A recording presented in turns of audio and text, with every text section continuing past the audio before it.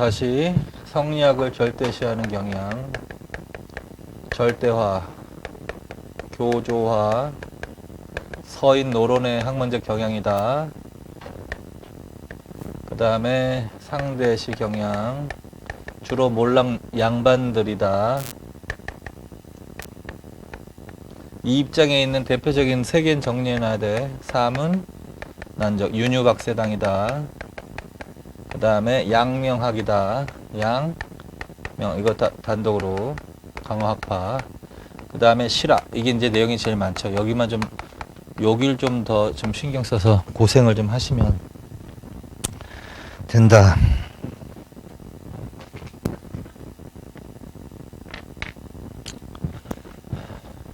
그래서 어쨌든 이거는 전체적으로 이해를 좀 하셔야 되는 부분이고, 요거 세 개는 단독으로 확실하게 정리해놔. 여기. 그 다음에 이제 성리학과 관련된 철학 논쟁 확실히 정리해놓고, 그걸 호락 논쟁이라고 했다. 호락. 뭐 다시는 안 쓸 테니까 다시 또 뭐 호론 낙론, 그래서 그거 그렇게 정리해 놓으시라고요. 그래서 요것도 요새 잘 나오는 거니까 반드시 정리해 놓고. 그 다음에 이제 조선후기 전반적인 문화 해가지고 국학 연구가 확대되었다. 그래서 조선후기의 국학 연구의 의미는 어떤 의미가 있다? 자주적이면서 민족적 성격이 강하다.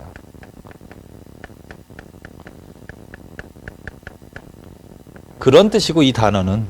그 다음에 이제 이거 실학자들은 객관적이고 실증적인 거니까 국학이 이런 의미가 있다는 것이 아니라 국학에는 이런 의미가 있는데 전반적으로는 객관적이면서 실증적인 성격의 학문이 발달했다. 이거는 조선 후기로 간다. 실학의 영향을 받았다. 그 다음에 이제 국학 연구에 확대하면서 이제 분야별로 간단하게 정리해 놓는데 그 중에서 역사서가 제일 중요한 부분이란 말이야. 역사서. 이 비판적이며 실증적인 역사서술 제시. 우리 민족의 독자적 정통론 제시. 심화된 내용이 나온다면 역사의 성공과 실패는 시비보다 시세와 행불행이 중요. 그 다음부터는 안정복의 동사 강목. 제일 중요한 내용 두 가지는 확실히. 독자적 정통론, 사만 정통론을 체계화. 그 다음에 고증사학의 토대. 그 다음에 유득공의 발해고. 발해사연구. 그래서 신라 위주의 국사체계를 거부하고 신라와 발해가 병존하던 시대를 남북국 시대로, 그래서 남북국 시대 그거. 그 다음에 이긍익의 연려실기술. 이거는 기사본말체. 조선시대 정치문화사정리. 조선시대만 기사본말체고 두 개. 그 다음에 이종희의 동사. 이종희의 동사는 본기와 세가를 갖춘 본격적인 기전체. 그거 반드시. 고구려 종시 특히 두 개. 그 다음에 마지막으로 한치훈 해동 역사. 이거는 우리나라 및 중국, 일본 자료 500여 종 참고. 세기지고라는 기전체 형식. 그 두 개. 그래서 그거 계속 외우시라고. 그래서 요 부분은 이제 잘 외운단 말이야.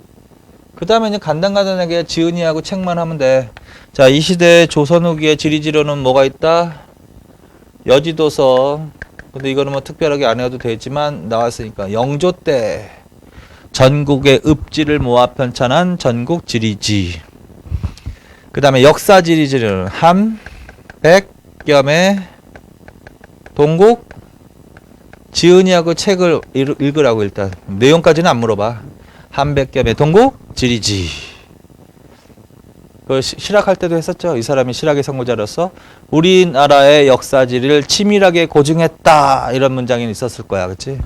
그 다음에 정약용 때문에 하는 거지.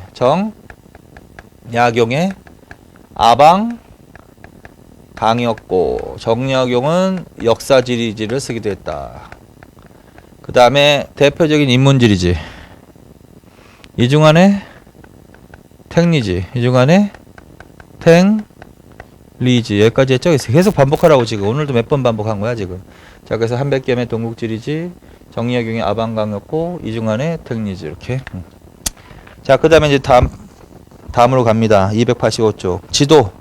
자 조선 후기에는 지도가 뭐가 나와야 된다. 먼저 요괴 관방도 이런 거, 정상기의 동국지도, 김종호의 대동여지도, 그다음에 서양인들이 기린 세계 지도전래 이런 게 나와야 되거든. 근데 그 중에서 세 개는 반드시 기억해놔.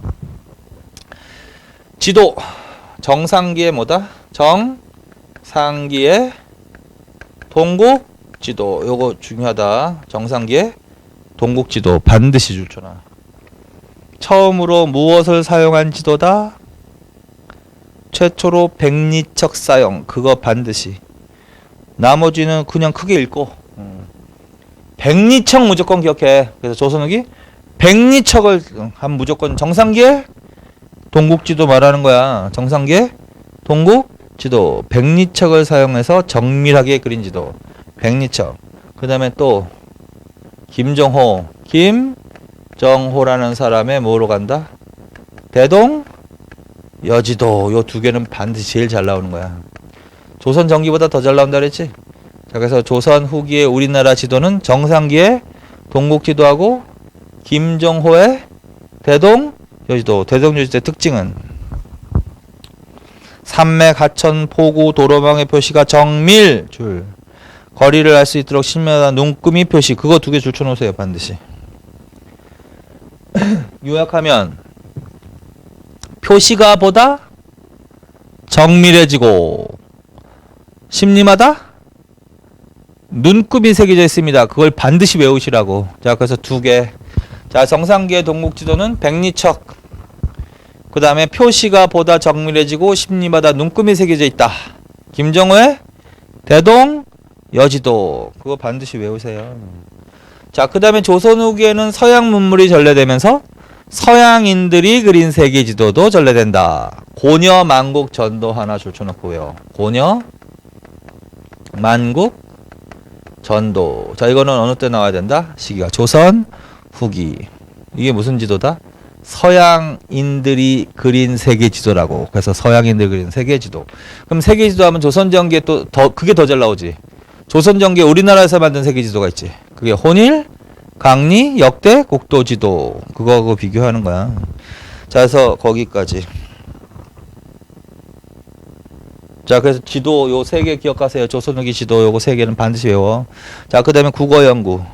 국어 연구는 한번 눈으로 봐. 이런 것도 있다. 우리 실학자들은 우리나라 말에 대한 관심도 굉장히 높다고. 그래서 국어에 대한 연구가 활발해집니다 라는 얘기겠지 뭐.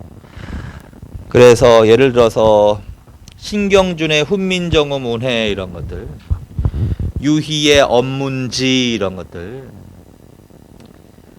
그 다음에 권문의 대동운부군옥 어휘백과사전, 이의봉의 고금성림, 우리의 방언과 해외언어정리, 이서구 이덕무의 규장전은 이런 것들. 이건 한 번만 읽어보시라고 그냥. 근데 지금 읽어본 것들 그런 것들은 좀 유명한 것들이야. 자 그래서 이런 것들이 나오면 어쨌든 조선 하나하나 외우지 말고 그게 조선 후기 거다. 그냥 조선 후기에 이런 게 나온다 정도로만. 그 다음에 백과사전 자체를 추천하세요. 백과사전. 조선 후기에 또 편찬사의 특징 중에 하나가 무슨 책이 많이 편찬이 된다? 백과사전의 편찬이 많았습니다. 사전류의 편찬. 그래서 백과사전의 편찬. 대표적인 백과사전은 뭐가 있다? 유명한 사람. 17세기 실학의 선구자. 이 수강의 지봉 유설. 그거 당연히 줄쳐놓고. 그러니까 실학할 때도 했잖아. 17세기 선구자 해가지고 이수광은 지봉 유설을 통해서 문화 인식의 폭을 확대시켰다. 뭐 이런 식으로 얘기 나오고. 우리의 역사 지리를 치밀하게 고증했다. 이런 얘기가 아까 나왔었잖아. 그 다음에 이 중요한 사람이지. 이게 뭐야? 성호 사설. 성호 사설. 백과사전식 성호 사설. 그 다음에 영조 때 왕명으로 편찬된 게 있어. 영조 때. 영조 때 왕명으로 홍봉환이라는 사람에 의해서 편찬된 백과사전이 있어. 그게 뭐다? 동국, 문헌, 비고. 요 세 개 정도는 반드시 좀 기억하세요. 나머지는 크게 그게 같이 읽고. 자, 그래서 조선 후기에 나온 백과사전, 이수강의 지복유설, 이게 성호사설, 그 다음에 영조 때 동국, 문헌, 비고. 요거는 다 뭘로 간다? 백과사전으로 간다. 그래서 그 정도만. 자, 그 다음에 이제 금석학. 금석학은 이제 비문 해석하는 학문이거든요. 명문들 해석하는 거야. 그래서 예를 들어서 가장 대표적인 게 뭐야? 삼국시대에 뭐 비석 같은 게 나왔다. 그러면 한자가 써져 있을 거 아니야. 그걸 해석하는 학문을 금석학이라고 한다고. 그래서 금석학 자체 출처라. 금석학. 그래서 조선 후기에는 무슨 학문도 발달했습니다? 금석학이라는 학문도 발달했습니다. 이건 조선 정기에 목차가 없었잖아. 금석학. 그다음에 이 사람을 반드시 기억해 놓으세요. 누구냐면 김정희 한 사람. 김정희라는 사람이 대표적이다. 김정희라는 사람. 자, 그래서 금석학의 대가 조선 후기 김정희. 몇 세기 활약했다? 19세기 줄. 그리고 이 김정희도 하나의 학파를 형성했거든. 그래서 19세기 김정희를 중심으로 한 학파를 실사고시학파라고 한다. 그래서 실사고시학파 줄. 그리고 이 사람은 독자적 서체인 무엇을 개발한 사람이기도 하다? 추사체 줄. 추사 김정희지, 추사 김정희. 추사체. 그다음에 이 사람이 그림을 그렸다고. 그래서 문인화가이기도 하다. 그래서 세한도, 문인화가 세한도. 이렇게. 19세기 실사고시 학파를 형성했습니다. 독자적인 서체를 개발했습니다. 세한도를 그렸습니다. 이 사람에 대한 설명으로 맞는 것은 금석학의 대가였습니다. 맞다고요. 그리고 금석학과 관련되어 있는 글이 금석과안록이야. 금석과안록. 그거 출처나. 금석과안록. 그래서 김정희의 금석과안록. 이것도 조선 후기에 나올 내용이다. 주제는 뭐다? 금석학. 그래서 여기에서 이 사람이 삼국시대 비석 문제로도 나오는데 진흥왕 순수비가 있는 거지. 진흥왕 순수비. 진흥왕 순수비 중에서 이 김정희가 진흥왕 순수비임을 밝혀낸 비석이 있어. 그게 무슨 비석이냐면 북한산비하고 황초령비거든. 북한산비하고 황초령비가 진흥왕 순수비임을 밝혀낸 사람이 누구다? 김정희. 그런 내용이 어디에 들어가 있다? 금석과안록에 들어가 있다라는 거야. 자, 그래서 그렇게 정리해 놓으시면 돼. 끝이다. 자, 그래서 지금 요 부분이거든. 지금 요 부분에서는요, 결국은 요 부분이 제일 잘 나온다고. 요거 세 개. 그 다음에 역사서 요 부분이 제일 잘 나온다고. 요거 내용까지도 확실하게 정리해 놔야 된다고.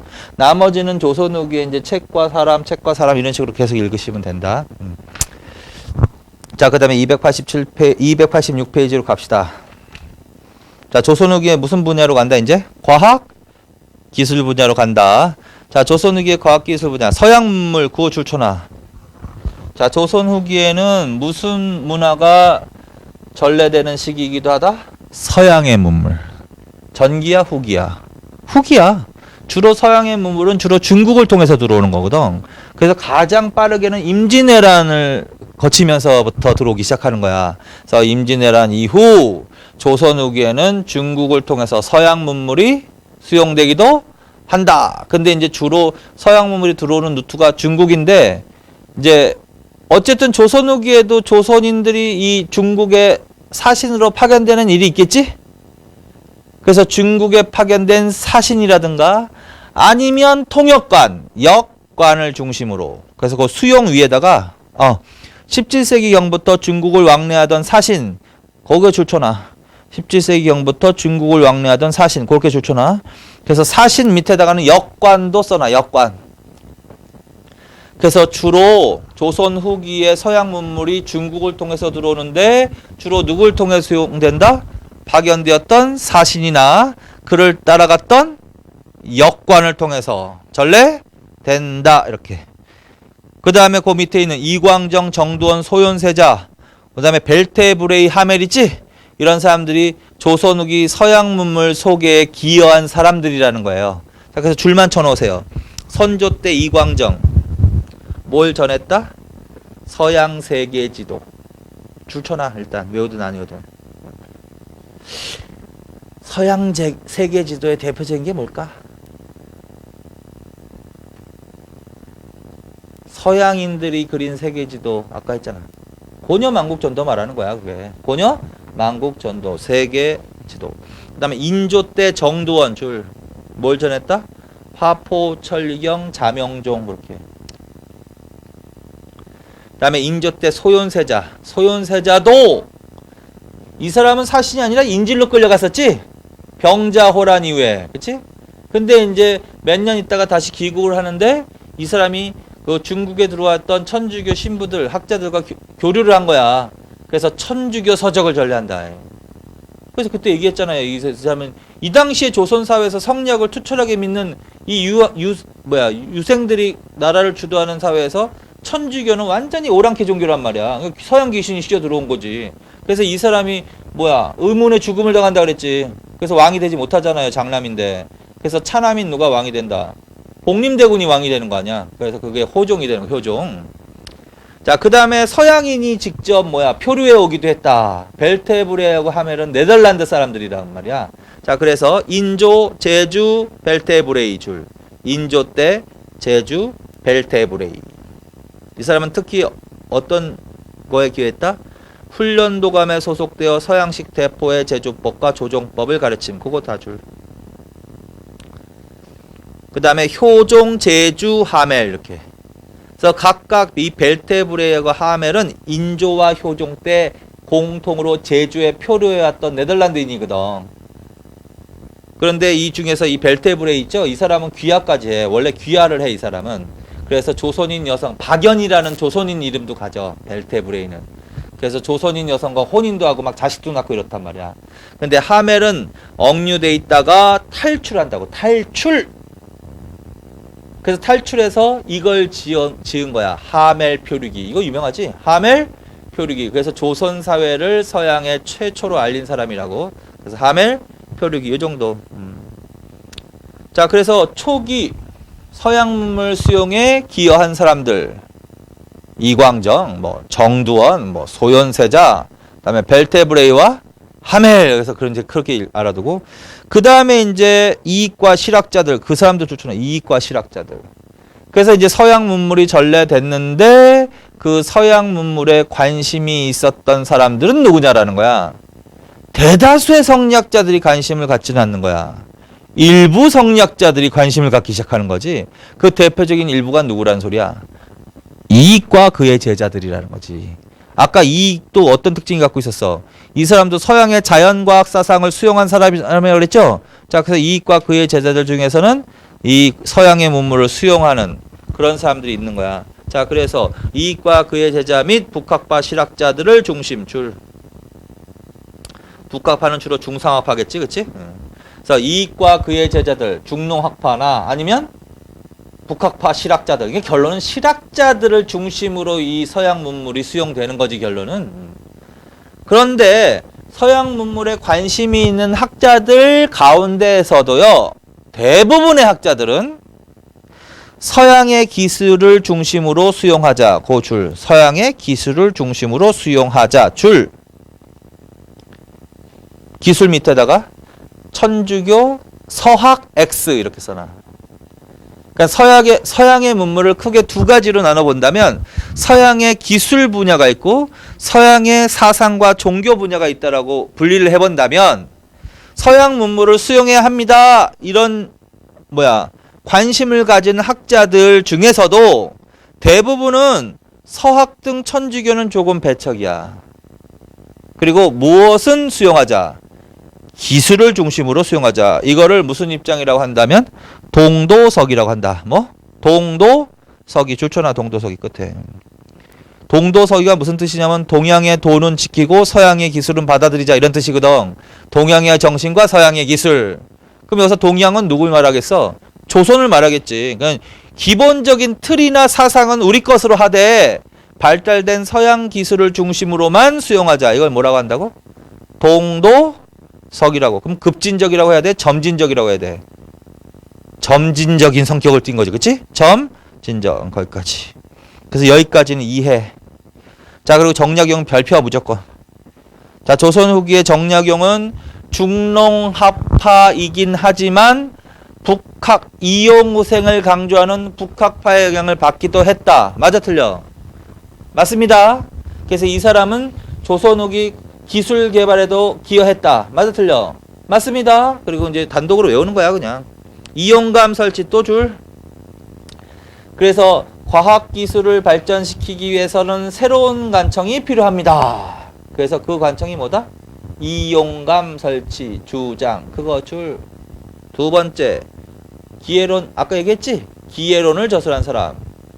그래서 기술의 진보가 인간 사회 발전에 결정적인 영향을 미친다. 그렇게 읽어. 연필로 살짝 쫓으면서. 따라서 기술의 중요성을 피력한 글 맞죠? 그래서 구체적으로 이 사람이 개발한 기계가 뭐야? 중국으로부터 들어온 기기도서를 참고로 해서 무엇을 제작했습니다? 거중기. 한강의 배다리, 임시다리를 살게 했습니다. 맞죠? 그 다음에 서양의 의학기술을 소개하기도 했습니다. 맞을까 틀릴까? 맞는 거야. 그게 뭘까? 서양의 의학기술이. 영국인 제너가 발명한 종두법. 어떤 책에서? 마과 해통. 그래서 그거 다 정약용은 단독으로 문제가 나오니까 나머지는 대충 보더라도 정약용은 항상 외우시고. 자, 그 다음에 이제 밑에 천문. 여기서부터 좀 본다. 과학. 그래서 지금부터는 좀 구체적으로 보는 거야. 지금 어느 시대에 과학기술 한다? 조선 후기에 과학기술 분야 한다. 그 중에서 무슨 분야 한다? 천문학 분야 한다. 자, 조선 후기에는 서양의 천문 지식이 들어온다. 맞아 틀릴까? 맞지? 그래서 서양의 천문 지식이 지구는 구형이다. 지구 구형설. 이거 들어와도 돼. 그 다음에 지구는 가만히 갖고 돈다. 그 뭐야? 지전설 등이 조선 후기에 이제 들어오는 거야. 그런데 이제 기존의 조선의 지식인층은 뭐야? 지구는 뭐야? 돌지 않는다. 지구는 구형이 아니라 방형, 사각형이다. 이렇게 알고 있었다라는 거지. 그래서 잘못된 천문 지식을 이제 수정하는 데 도움을 주는 거지. 근데 이제 그 중에서도 특히 지전설을 주장했다. 그거 반드시. 이게 제일 중요하다. 지전설. 조선 후기에는 뭐가 들어온다? 지전설이 들어온다. 그걸 주장한 사람이 누구다? 김석문. 최초야, 최초. 김성문. 어디에서? 역학도해 줄. 김성문의 역학도해 줄. 또 누구다? 홍대용. 홍대용 어디에서? 의산 문답에서. 이 사람이 더 중요하지. 이 사람은 지전설로만 물어보고 그 외에 다른 걸로 물어볼 일이 없어. 근데 홍대영은 지전설만 물어보지 않아. 실학자 중상학파니까. 다른 것도 막 물어보는 것 중에 하나일 뿐이야. 그러니까 일단 크게 보고 홍대영은 더 별표 쳐놓고 더 알아놔야지. 홍대영. 홍대영은 노론 맞지? 그는 노론 명문가 집안의 자제로 청을 왕량 경험을 바탕으로 연기, 의산문답, 임하경륜 등을 저술했습니다. 성인 남자에게 토지 이결을 주자는 균전론을 주장했습니다. 의산문답은 실온과 허자의 문답 형식 맞지? 문답 형식. 상대주의 농법으로 고종의 기정관념을 비판했습니다. 아까 다시 복습시켜 주는 거야 내가 지금. 그 다음에 의사문답에서 그걸 주장한 거야. 지전설과 무한우주론. 지전설과 무한우주론. 그래서 지전설은 뭐를 깨는데 영향을 미쳤다? 중국 중심의 세계관을 타파하는 데 영향을 미쳤다. 그 다음에 무한우주론은 지구 중심의 우주관에서 벗어났다. 그래서 그거 반드시 기억해놔. 한 사람 더 있나? 자, 19세기에 누구? 최한기. 누구? 최한기의 뭐 지구 전유. 자, 세 사람 반드시. 그래서 열심히 읽으시라고. 누구야? 김성문의 역학도해, 홍대영의 의산문답, 최한기의 지구전유. 공통점이 뭐다? 지전설이라고. 지전설. 이거 잘 나온다고요. 지전설. 최초는 누구야? 김성문이라고. 홍대영에다 두고 최초로 이러면 들어가면 안 되는 거야. 자세하게 읽어야 돼. 지전설 중에 딱 맞는데 최초로 지전설 이러면 안 되는 거야. 홍대영이. 그리고 이 사람은 더 정리해 놓으라고. 위에 한번 보자. 홍대영의 천문관. 지구가 9만 리를 한 바퀴 도는데 그 회전 속도가 매우 빠르다. 그런데 저 별들과 지구와의 거리가 겨우 절반이라도 몇 천만 몇 억리나 될지 알 수 없다. 하물며 별 밖에 또 별이 있음에라. 우주 공간에 한계가 없다면 별이 분포하는 영역에도 한계가 없다. 그 별들이 한 바퀴 돈다고 말한다 해도 그 궤도의 둘레가 얼마나 길지 헤아릴 수조차 없다. 하루에 얼마나 빨리 회전할지 상상해 본다면 천둥 번개의 폭과 폭탄의 속도를 계산하더라 이보다 빠르지는 못할 것이다. 중국은 서양과 180도 정도 차이가 난다. 중국인은 중국을 중심으로 삼고 서양을 변두리로 삼는 반면 서양인은 서양을 중심으로 삼고 중국을 변두리로 삼는다. 하늘을 이고 땅을 받는 사람은 사는 곳에 따라서 모두 그러한 것이니 중심도 변두리도 없이 모두가 중심이다. 이거 하늘에 관한 얘기 나왔죠? 그냥 분석하지 말고 그냥 하늘에 관한 얘기 나왔지? 천체의 운항과 관련된 얘기 나왔지? 그럼 무조건 뭘로 간다? 홍대영으로 가라고. 맞지? 자, 그래서 이 글은 누구 물어보는 거야? 홍대영. 이 사람은 뭘 중했어? 이게 의사문답이라고. 의사문답. 뭘 중했다? 지전설과 무한우주론을 주장했다고. 여기서 이게 지전설과 무한우주론이라고. 그래서 중국 중심의 세계관에서 벗어나고 지구 중심의 우주관에서 벗어났다. 결론. 자, 그 다음에 역법으로 간다. 밑에 역법으로 간다. 역법은 달력이 역서 말하는 거지. 자, 조선 후기에는 또 무슨 역서가 들어온다? 서양식 역서가 들어오는 거야. 그래서 서양식 역서가 뭐다? 시헌역. 반드시 그거 기억하세요. 시헌역. 조선 후기에는 서양식 역서도 들어온다. 그게 뭐다? 시헌역이다. 줄쳐놔. 시헌역. 조선 전기에는 달력이 뭐가 나와야 돼? 칠정산이지. 그 유명한 거. 칠정산. 세종대왕 때. 효종줄, 김상법, 김육줄, 서양식 역법줄. 태음역. 거기서부터 끝까지 다. 태음역에 태양역의 원리를 부합시켜 24절기의 시각과 하루의 시간을 정밀히 계산. 이거 딱 나오는데 칠정산하고 되면 하면 된다 안 된다? 이거 칠정산 아니지? 그리고 태음역에 태양역의 원리를 요거 바뀌면 안 돼. 무슨 말이냐면 태양역에 태음역의 원리를 이러면 안 된다고. 태음역에 태양역의 원리를 이렇게 나와야 돼. 그래서 그거까지 같이. 그래서 그거 하나 간단하게 기억하면 돼. 어느 왕 때? 효종 때. 김육 등 서양식 역법 하면 뭐가 나와야 돼? 시헌역. 그거 하나. 자, 그 다음에 다음 페이지로 갑니다. 의학기술. 자, 의학기술. 자, 의학기술도 잘 나온다. 의서. 조선후기의 의학기술 하면 이제 의서가 나와야 되겠지? 의서. 그래서 크게 조선후기의 의서는 뭐가 나와야 된다? 한번 눈으로 읽어. 일단 특징을 보자. 조선후기는 종래 한의학의 관념적인 단점을 극복하고 실증적 태도 줄, 이론과 임상일치의 주력, 그거 줄. 이게 조선후기 의서의 특징이야. 조선후기의 의서의 특징은 이론과 임상실험, 임상일치에 어떻게? 주력했다. 결국은 실증적이라는 얘기지. 실증적.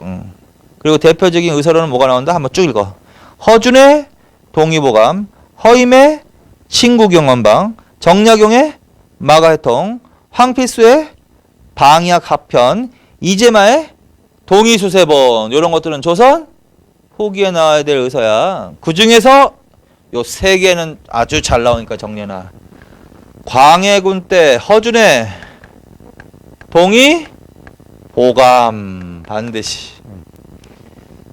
그 다음에 정약용의 마과 회통. 그래서 따로 써놨잖아. 그 다음에 이재마라는 사람의 동의 수세 보원. 그래서 요 세 개 반드시 기억하십시오. 자, 그래서 요거는 조선후기 아주 굉장히 유명한 의서지. 전기에는 두 개만 외우라 그랬지, 의서를. 세종 때 향약 집성방하고 의방 유치 그거. 근데 조선후기에는 요 세 개 확실히. 그리고 내용 줄쳐놓으세요. 동의보감은 어느 왕 때? 광해군 줄. 누구? 허준 줄. 그리고 유네스코 선정 세계 기록유산 줄. 우리의 전통의학을 체계적으로 정리, 우리나라뿐만 아니라 중국, 일본에서도 간행 줄. 예방의학의 중점 줄. 값싼 시골약재를 사용한 치료법 개발 줄. 그리고 계속 읽어 그냥. 자, 그래서 유네스코 선정 세계 기록유산으로까지 선정된 의서란 말이야 이게. 그래서 우리나라의 전통 한의학을 체계적으로 정리한 책이 바로 허준의 동의 보감. 어느 때부터, 이거는 원래 선조 때부터 편찬되기 시작하는 책이야 이 책이. 원래는 선조 때 왕명으로 편찬되기 시작한 책이거든 이게 허준. 근데 임진왜란이 일어나가지고 막 전쟁통에 다 뭐 왕도 도망가고 뭐 다 쓴 사람 도망가는데 이 사람이 혼자 끝까지 그거를 어떻게 완수를 한 거야. 그래서 결론은 광해군 때 편찬하는 거야. 그래서 광해군 때 세계 기록유산. 자, 그 다음에 이제 뭐다? 정약용의 마가 해통, 마진, 홍역에 관한 연구 줄, 영국의 제너가 발명한 종두법 소개. 이거 제일 중요하다고. 그래서 정약용은 서양의 의학 기술을 연구 소개하기도 했다. 마진, 홍역에 대한 연구.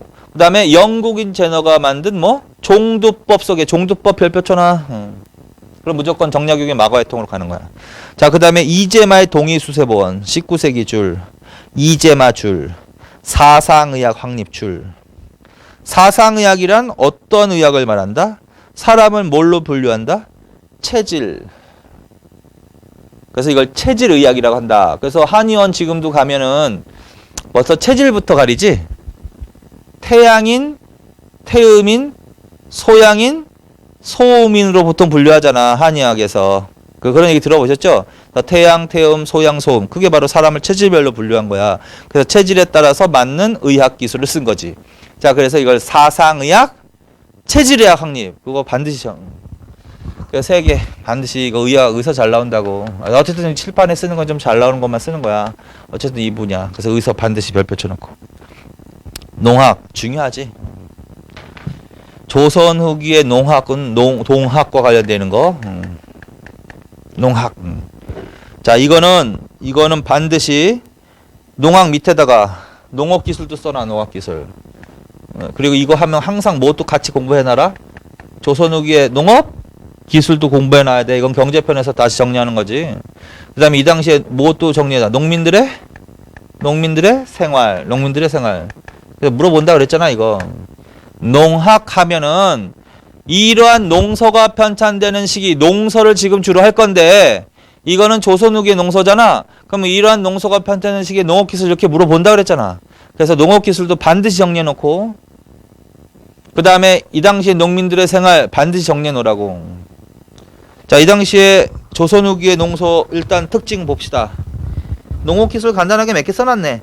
이양법과 견정법 보급에 기여한 농소가 편찬되기도 했다. 상업적 농업, 채소, 가수, 원예, 양잠, 축산 등의 농업기술을 소개한 농소 등이 편찬되기도 했다. 그래서 이런 문장이 나오면 조선 후기라는 거지. 자, 그 다음에 한번 읽어. 조선 후기 나와야 될 농서로는 뭐가 있다? 농가, 집성. 반드시 그거. 농가, 집성. 자, 농가, 집성이 제일 일단 중요하다. 자, 조선 후기의 농서로는 뭐가 나온다? 농가, 집성. 농가, 집성. 줄쳐놔. 효종. 효종 때. 누가? 신속. 효종 때 신속에 의해서. 농가, 집성. 그 다음에 특징. 농사, 직설 등 전기 농서를 집대성 줄. 집대성에다 동그라미 쳐놓고 그걸 배격 이러면 안 돼. 응? 전기 농학을 배격 이러면 안 된다고. 집대성한 거라고. 그런데 농사 직설과 조금 다른 점이 있다면 조선 후기 이양법 견정법 보급의 기여 그거 줄 쳐놔. 그리고 기여에다 동그라미 쳐놔. 뭐라고 나오면 안 돼? 보급을 경계했다 이러면 안 된다고. 이거는 기여 그렇게. 자, 그래서 효종 때 신석에 의해서 편찬된 농서다.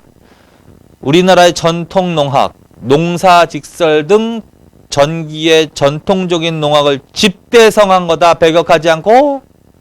그러나 농사 직설과 내용적으로 다른 점은 이거는 이양법 변정법 보급을 경기한 책이 아니라 기여한 책이다. 자, 그래서 이 시대에는 전국적으로 이양법과 견정법이 확대되는 시기다. 그 다음에 정조 서호수 줄 해동농서. 어쨌든 책은 다 일단 줄쳐놔봐. 해동농서. 정조 때 서호수에 의해서 뭐? 해동농서. 우리 고유의 농학을 중심에 두고, 그것도 연표를 살짝 줄쳐놔. 그리고 읽어. 우리 고유의 농학을 중심에 두고 중국 농학을 선별적으로 수용하여 한국 농학의 체계화를 시도했다. 결론적으로 끝에 한국 농학의 체계화 시도를 가로를 쳐라. 그래서 그 정도로 계속 보라고. 그러면 이거는 서호수의 해동 농서야. 그다음에 박지원의 관홍 소초. 이건 반드시 알아야지. 누구 때문에? 박지원. 그래서 관홍 소초를 물어본다는 소리는 누구를 물어보는 소리하고 똑같다. 실학자 박지원을 물어보는 소리하고 똑같다. 그래서 박지원의 관홍 소초 반드시 기억하시고. 그리고 이 관홍 소초에서 박지원 부록인 한민 명전위에서 토지기억론으로 뭘 주장했다? 한전제줄. 그래서 아까 얘기했지. 한전제 내용은 내가 다시 복습시켜줄게. 쓰지 말고. 또 국가가 1호당 평균 경장 면적을 정해야 된다라는 거야.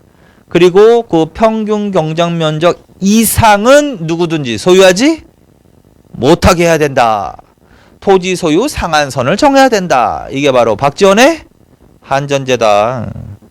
이러한 취지의 토지개혁이 실제로 실시된 시기가 어느 때라고 했어 아까? 이승만 정부라고 했지. 이승만 정부. 농지 개혁이 바로 이 사람의 개혁론과 내용이 흡사하다고. 흡사하다. 자, 그 다음에 그런데 이제 좀 더 나가면 이 사람은 관홍소초에서 당연히 뭐야? 토지개혁론을 주장했지만 이 사람은 중상업파니까 토지개혁에 보다 중점을 두었다 이러면 안 된다는 소리야. 그래서 그 맨 마지막 지문이 그것도 조심해서 읽어야 되는 거야. 맞지? 이 사람은 그러나 토지개혁보다는 무엇에 중점을 뒀다? 농업기술의 발달을 강조했다. 이렇게 나와야 된다. 그 뒤집히면 안 된다고. 그 뒤집히면 누구로 가는 거야? 전체적으로 중농업화로 가는 거고. 농업기술의 발달을 더욱더 강조했다. 그러면 일단 중상업화로 가는 거란 말이야. 그래서 그거 조심해. 자, 그 다음에 서유구의 임원경제지도줄. 그리고 또 가볍게 줄쳐놔. 농업과 농촌생활에 필요한 것을 종합한 농촌생활 백과사전의 성격. 그렇게 줄쳐놓고 농촌생활 백과사전 그걸 갈라쳐놔. 그리고 계속 그렇게 읽으라는 거지. 그 서유구의 임원 경제지. 서유구의 임원 경제지. 이렇게 뭐 그런 것들. 그래서 나머지는 이제 크게 이거 농서는 잘 나오기 때문에 다 읽으라고 일단. 조선 후기랄 거. 근데 내용까지만 뭐와 뭐 누구의 뭐 이런 식으로 읽어 그냥. 그래서 효종 때 신속의 농가집성. 거기 위에다가 박세당의 색경도 하나 써놔. 박세당 색경. 그것도 농서야. 박세당 색경. 그래서 조선 후기의 농서는 뭐 효종 때 신속의 농가집성. 박세당의 색경, 그 다음에 서호수의 해동농서, 박지원의 관홍소초, 서유구의 임원경제지 이렇게 지은이하고 책만 일단 크게 읽으라고요. 이거는 조선 후기인데 조선 후기에 나오면 안 되는 농서는 고려 말에 나오는 농서는 나오면 안 되겠지 그럼. 농서는 고려 말부터 공부했거든. 농상집요 이러면 안 되지. 농상집요 하면 안 돼. 어때? 농상집요는 고려 말이야. 15세기 농서 나와도 안 되는 거지 그럼. 15세기 농서가 대표적인 게 뭐 있어? 두 개는 외우라 그러지. 농사, 직설하고 금양, 잡록. 그거는 15세기 거라 그랬지. 그리고 이거는 조선, 거기. 그 다음에 이제 내용적으로 물어볼 가능성이 있는 거는 요 정도란 말이야. 그 중에서도 이게 제일 중요하다. 농가, 직성. 근데 농서는 다 나올 수 있으니까 한번 계속 읽는 거야. 그 줄치는 거 계속 읽어. 자, 그 다음에 기타 모두 있다. 감저보하고 감저보 등 줄. 18세기 일본의 통신사로 파견된 조엄에 의해 고구마 전래. 그거 줄쳐놔. 그래서 고구마 재배와 관련된 강필리의 감조보 줄, 김장순의 감조신보 줄, 서일구의 종조보 줄. 그래서 감조보, 감조신보, 종조보. 이거 무슨 말이냐면요. 그때 얘기를 했는지 모르겠는데 거기 왼쪽에다 있지. 감조보 왼쪽 빈 공간 있지. 농악 밑에 빈 공간 있잖아. 거기다 이렇게 좀 써놓자고. 이거 경제할 때 이거 나왔던 것 같은데 17세기에 새롭게 전래돼서 이때부터 재배되기 시작하는 작물이 있지. 그게 뭐라 그랬지? 고추하고 담배 이렇게 하나 써놔. 17세기야. 17세기 고추 담배. 그러니까 고추하고 담배라는 작물은 원래 그 전부터 우리나라에서 재배된 작물이 아니라 외부로부터 들어온 거라고. 자, 이건 몇 세기에 들어온다? 17세기야. 그러면 예를 들어서 15세기, 16세기를 포함해서 이 고려나 이 삼국시대, 남북시대까지 고추하고 담배 얘기가 나오면 돼, 안 돼? 안 되는 거야. 절대 안 되는 거야. 몇 세기 이후만 맞다? 17세기. 그 다음에 18 이렇게 써놓고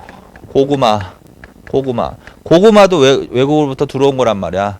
그 얘기 하는 거야 지금. 고구마는 몇 세기 들어온다고? 18세기. 어디로부터 들어온다고? 일본. 조음이 처음 이걸 들여온다고. 그래서 몇 세기부터 재배됐다고 해야 돼? 18세기부터라고 하셔야 됩니다. 그래서 이제 결국 고구마 재배와 관련된 책도 나오겠지? 그게 이제 감조보, 감조신보, 종조보 이렇게 된다는 거지. 감조. 근데 거기 조심해. 감자 들어갔다가 해서 감자 이러면 안 돼. 여기서 감은 달감자 그란 말. 달감자라는 거야. 고구마 달지? 고구마 단 거 맞지? 그래서 감조보, 감조신보 나왔다고 감자 재배법 이러면 안 된다고. 고구마 재배 이렇게. 그 다음에 19세기 좋잖아. 19세기에는 뭐가 들어온대? 없나? 옆에다 또 써놔. 옆에다 요거 밑에 감자라고 써. 19세기는 뭐? 감자. 감자는 주로 이제 만주로부터 들어오. 청이라고 해도 돼. 청. 자, 그래서 요것도 알아놔. 그래서 17세기부터 처음 재배되기 시작한 거. 고추, 담배. 18세기 고구마. 19세기 감자. 그 중에서 이제 고구마 재배와 관련되는 거. 감조보, 감조신보, 종조보 이런 거지. 이 부분은 자주 나오는 부분은 아닌데 가끔 가다가 이제 응용 문제로 나올 수가 있어서 정리만 해놓으라고. 자, 그리고 요거는 주로 상업 작물로 주로 재배하는 경향이 강해. 상업 작물. 내다 팔기 위한 거. 상업 작물. 그런데 요 고구마하고 감자 있지? 고구마하고 감자는 여전히 조선 후기에도 백성들이 식량이 부족하고 먹고 살 게 없다. 기근이 끊이지 않다. 굶어 죽는 사람도 많다.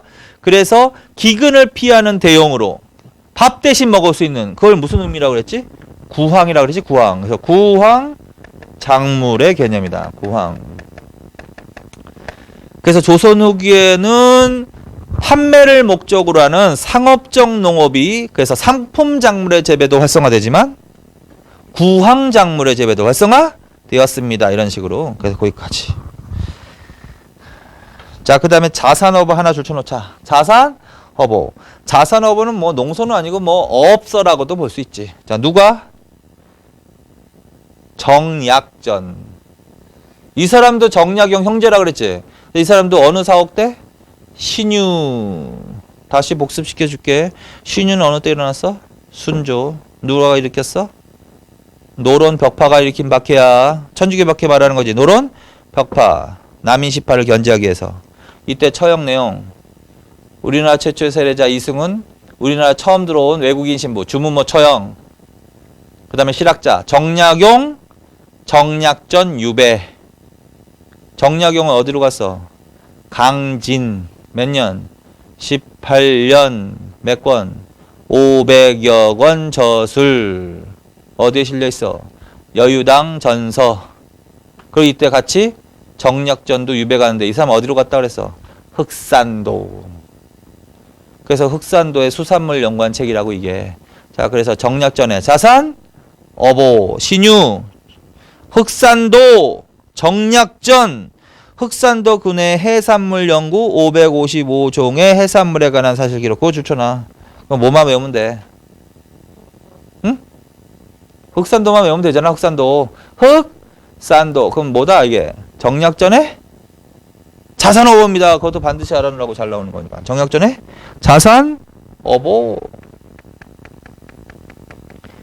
그래서 이 부분이 굉장히 중요하단 말이야. 이 부분 언제든지 한 번씩 나온단 말이야. 그래서 중요하라고요. 이 농서가 어쨌든 이거 해놔. 자, 그 다음에 이제 다 했어. 중요한 거는. 그 다음에 이제 수학으로 간다. 수학은 줄 맞춰 놓으세요. 기하 원본, 유클리드 기하학, 홍대영의 주해 수영, 우리나라 중국 서양 수학의 성과 정리. 그렇게만 좋잖아. 두 개. 조선 후기의 수학책. 기하 원본하고 홍대영. 이건 지은이까지 알아야 돼.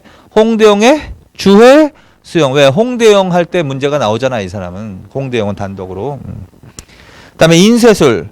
자, 인쇄술은 조선 후기에는 무슨 인쇄소가 등장하기도 한다? 민간 인쇄소 줄. 그럼 무슨 뜻일까? 민간 인쇄소가 등장한다는 얘기는 민간 사회에서도 책에 대한 수요가 증가하겠지 뭐. 그냥 결국 민간 인쇄소가 등장해서 민간에서도 책을 출판한다는, 인쇄한다는 얘기겠지. 자, 그 다음에 조선 후기에 특히 영종조 때를 문예부흥 시대라고 하거든. 18세기 영종조 때를 문예부흥 시대라고 한다고. 그래서 굉장히 많은 출판 사업이 이루어지는 때라고. 그래서 영종조 때 활자를 주저했다. 그래서 영조 때 주저한 활자가 뭐야? 임진자하고 정유자 줄, 영조 동그라미.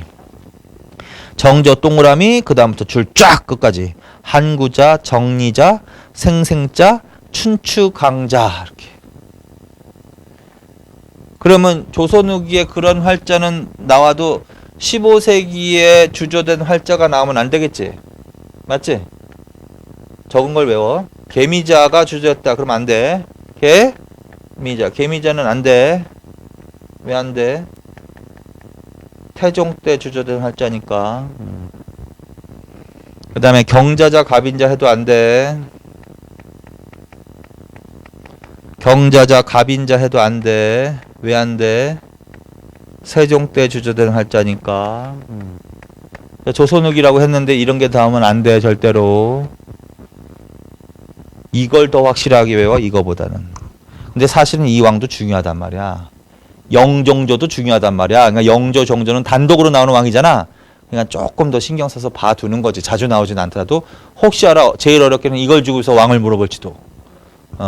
그래서 높아심에서 한번 봐두는 거야. 영종조기 때문에. 차라리 이게 더 잘 나오니까 이걸 확실히 외우시고. 자, 그래서 그 정도 줄쳐놓으면 돼. 그래서 이제 과학기술 분야에서는 특히 요 부분이야. 지전설 부분, 역서, 의서, 농학 요 부분이 제일 잘 나온단 말이에요. 집중적으로. 그래서 요 부분을 정확히 정리해 놓으시면 된다. 자, 그래서 지금까지 뭐다? 과학, 기술 분야를 했습니다. 자, 그 다음에 이제 문학과 예술을 하면 끝이거든? 그거는 조금만